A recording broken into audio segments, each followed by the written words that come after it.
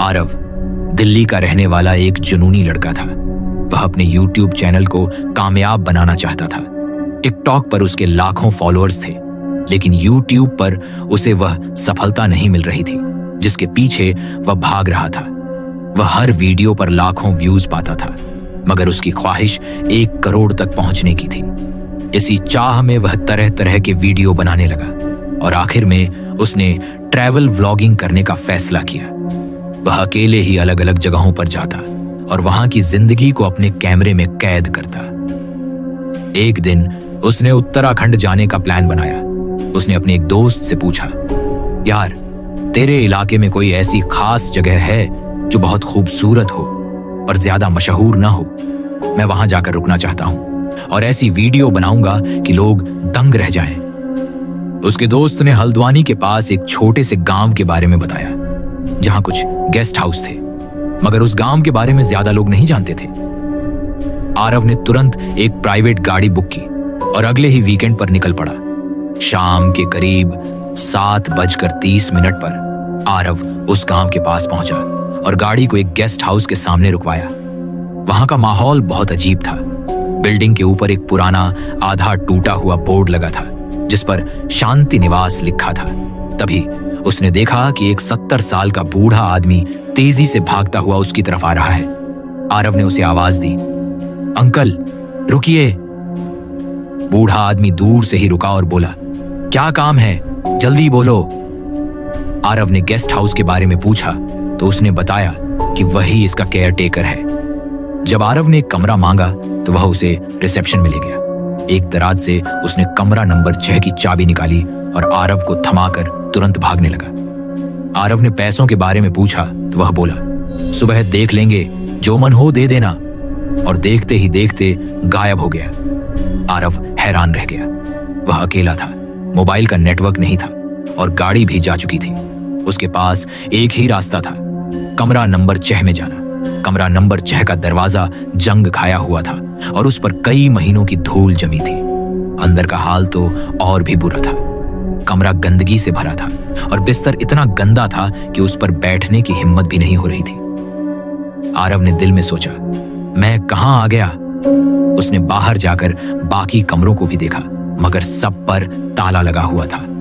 उसने रिसेप्शन में भी दूसरे कमरों की चाबी ढूंढी, मगर कोई चाबी नहीं मिली। थककर उसने कमरा नंबर 6 का बिस्तर जैसे तैसे साफ किया और उस पर सोने की कोशिश करने लगा। रात के करीब 10 बजे दरवाजे पर दस्तक हुई। आरव ने डरते हुए दरवाजा खोला, मगर बाहर कोई नहीं था। उसने दरवाजा बंद किया और जैसे ही पीछे मुड़ा, उसने बिस्तर पर एक नवजात शिशु को देखा जो धीरे धीरे रो रहा था। आरव के होश उड़ गए। जैसे ही वह उस बच्चे की तरफ बढ़ा, उसका पैर किसी चीज से टकराया और वह नीचे गिर गया।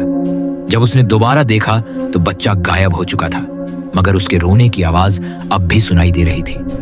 आरव पूरी रात उस बच्चे की आवाज सुनता रहा, मगर उसे कुछ नजर नहीं आया। अगली सुबह आरव ने केयर टेकर को देखा और पूछा, क्या इस गेस्ट हाउस में कुछ गड़बड़ है? रात को एक बच्चे के रोने की आवाज आ रही थी और मैंने उसे अपने कमरे में देखा भी था। केयर टेकर ने डरते हुए उसे देखा और कहा, रात को चाहे कुछ भी हो, कभी भी कमरे का दरवाजा मत खोलना। इस अजीब बात ने आरव को भागने की बजाय और लालच में डाल दिया।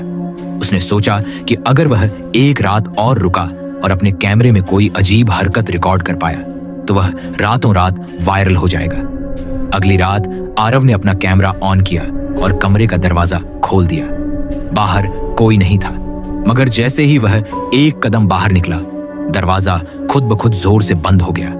यह देखकर उसने सोचा कि उसने कुछ खास रिकॉर्ड कर लिया है, मगर जैसे ही वह आगे बढ़ा, उसके सीने पर किसी ने जोर से हमला किया, जैसे किसी ने अपने नाखून गाड़ दिए हों। इसके बाद उसके सिर पर किसी ने मारा और वह बेहोश होकर गिर पड़ा। जब आरव को होश आया तो वह खुद को पास के एक जंगल में पाया। उसके कपड़े फटे हुए थे और शरीर पर गहरे जख्म थे।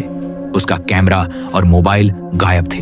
उसने वहां से गुजरने वाले एक साइकिल सवार से शांति निवास के बारे में पूछा। वह आदमी यह सुनकर परेशान हो गया।